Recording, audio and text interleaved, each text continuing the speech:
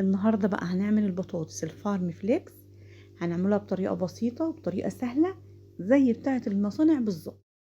عايزة اقولك البطاطساية دي بتطلع مقرمشة من بره ودايبة كده في البق دوب. وعايزة اقولك كمان ملحوظة كمان ان ما بتشربش منك زيت خالص. وتعالوا بقى نخزنوا مع بعض كمان البطاطس اللي هنحشوها باللحمة المفرومة. هي بتتخزن دي كمان هنخزنوها مع بعض. تطلع نتيجتها تحفة بتاعة اللحمة المفرومة او الفارم فليكس. طريقتهم يا بنات جربتها، عملتها يعني بقالي بتاع سنتين ماشية على الخطوات دي زي بتاعة المصانع بالظبط. واحد من قلب المصنع هو اللي قال لي على الطريقة عشان انا كنت باخد منه الاول. قلت له يا عم احمد انا عايزه اعرف الطريقه الصحيه يعني الاصليه بتاعه البطاطس. فقال لي على طريقتها وحبيت اعملها قدامكم كده. والبطاطس بقى لما رخصت بقى وبقت حنينه لازم بقى نخزنه شويه شهر رمضان. كل سنه وانتم طيبين، داخل علينا بقى الشهر المفترج، لازم نخزنه شويه بطاطس وهي رخيصه يا حبايبي. زي اي ست بيت مصرية اصيلة.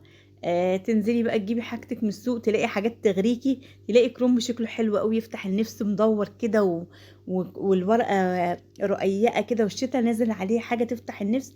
لازم تجيبي كرومب ولازم تخزني مع البطاطس. قلت هسيب الكرنب دلوقتي على رواقه، خلينا في البطاطس بتاعتنا. تعالي اقول لك بقى البطاطس اللي هتجيبيها للتخزين او اللي هتعمليها تخزنيها بقى. بطاطس تحمير، بطاطس تحشيها لحمه مفرومه. عايزه اقول لك نوع البطاطساي اللي تجيبيها.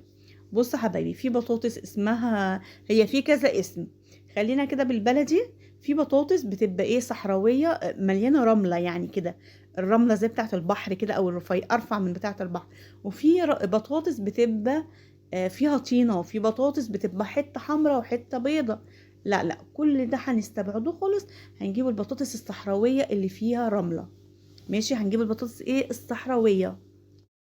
طبعا الشيبسي اللي بتجيبيه من بره ده ليه بطاطسايه معينه خالص. بره البطاطس دي كلها ليها البطاطسايه الحمراء. في بطاطسايه بتبقى لونها احمر كلها. طبعا دي هنستبعدوها خالص علشان دي بتاعت الشيبسي. خلينا في اللي احنا عارفينه، خلينا في البطاطس اللي قلنا هنعملوها ونخزنوها شهر رمضان. الفارم فليكس نعمله اكياس كده نطلعوها على السحور او على الفطار. هنعملوها وهقولك على نتيجة تطلع معاكي تحفة ونتيجتها ناجحة قوي. ماشي، انا كان معايا بتاع 3 كيلو بطاطس.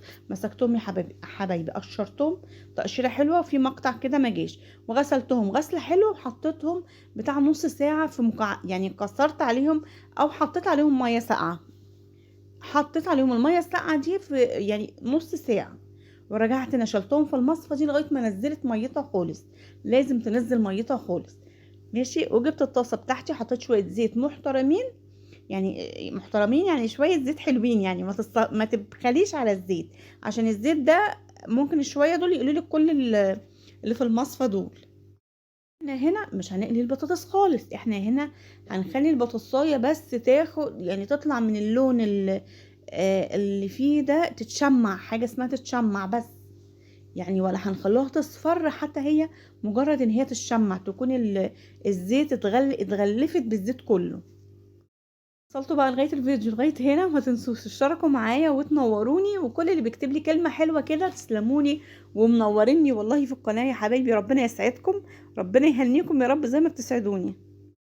بقى البطاطس بتاعتنا كده انا قلت لكم زي ما قلت لكم، انا شمعتها خالص بس يا دوبك اتشمعت بس بالزيت. ماشي يا حبايبي، ونطلعوها على مصفى. يا بصي، يا ممكن في ناس بتطلع على فوط مطبخ وفي ناس بتطلع على مصفى. انا من الناس اللي بحب اصفي الزيت بتاعي بالذات في مصفى. انجح حاجه ان الزيت يطلع معاكي يعني بانجح طريقه في المصفى. وهتهدى خالص، تطلع البخار اللي فيها خالص. مكان الطاسه اللي كانت فيها الزيت نسيبوها تبرد خالص. وبعد كده نرصوها فين؟ نرصوها على صينيه. ولازم تخش الفريزر، مش التلاجة، الفريزر. لازم تقعد في الفريزر 10 دقايق او ربع ساعه بالكتير قوي. بيبي انا بحط في الطاسه، ما بملاش الطاسه. بحط يا دوبك يعني كبشه ايد كده صغيره في الطاسه بتاعتي، كبيره او صغيره ما تمليش الطاسه. ماشي، وهرجع هنا بقى هقور البطاطس اللي قلت لكم برضو هخزنها برضو معاكم لشهر رمضان وعليكم بخير. بقورها معاكم من النص كده، بقورها من النص.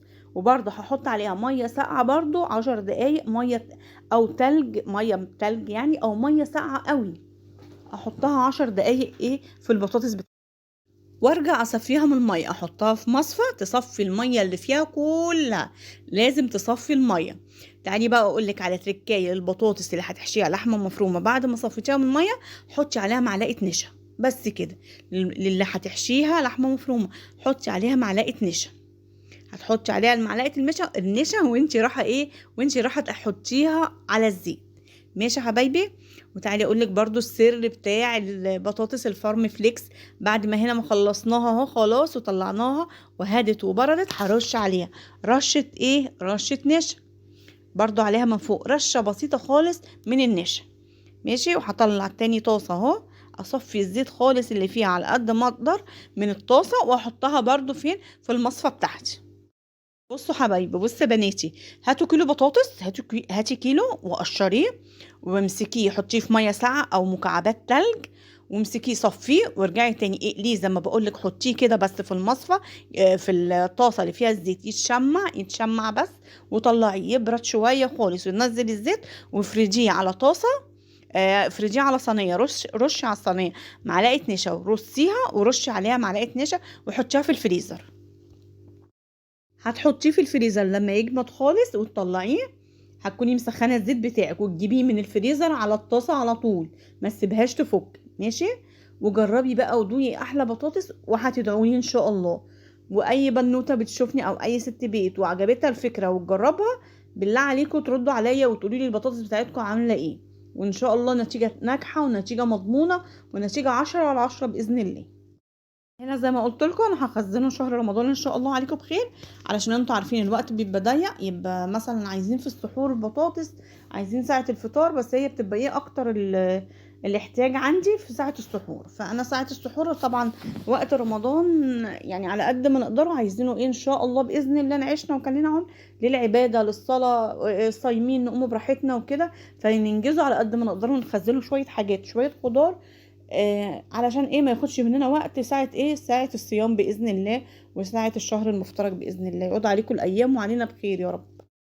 أنا هنا طلعتها من الفريزر، أنا حطيتها في الفريزر ربع ساعة وطلعتها وبرصها بقى الكمية اللي أنا عايزاها بالراحة خالص علشان ما تتكسرش منك.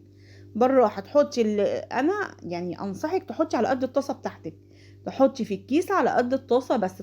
طلعتي الكيسة مثلا، أنا هعمل مثلا الكيسة النهاردة طقة، او مثلا هعمل مثلا طاستين يعني حطتين، هطلع كيستين، هطلع كيسة واحدة.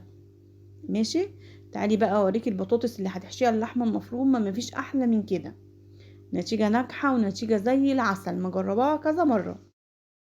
وطبعا بتفرديها بتطلعي منها الهواء اللي فيها خالص وبتفرديها تحطيها فوق بعضها كده عشان ما تاخدش مساحة منك في الفريزر. بصوا بقى جمال البطاطس، والله طالعه تحفه، ويا رب تعجبكم، يا رب ان شاء الله كل وصفاتي تعجبكم. وما تنسوش تشتركوا وتنوروني، وربنا يهنيكم ويسعدكم.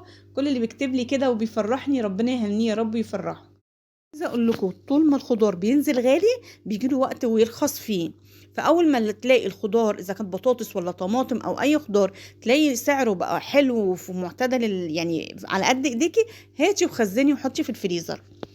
ماشي. والبطاطس بقى سعرها حلو دلوقتي، فنحاول نخزنه شوية على قد ما نقدره كده، وان شاء الله يكون رمضان سعيد عليكم بإذن الله.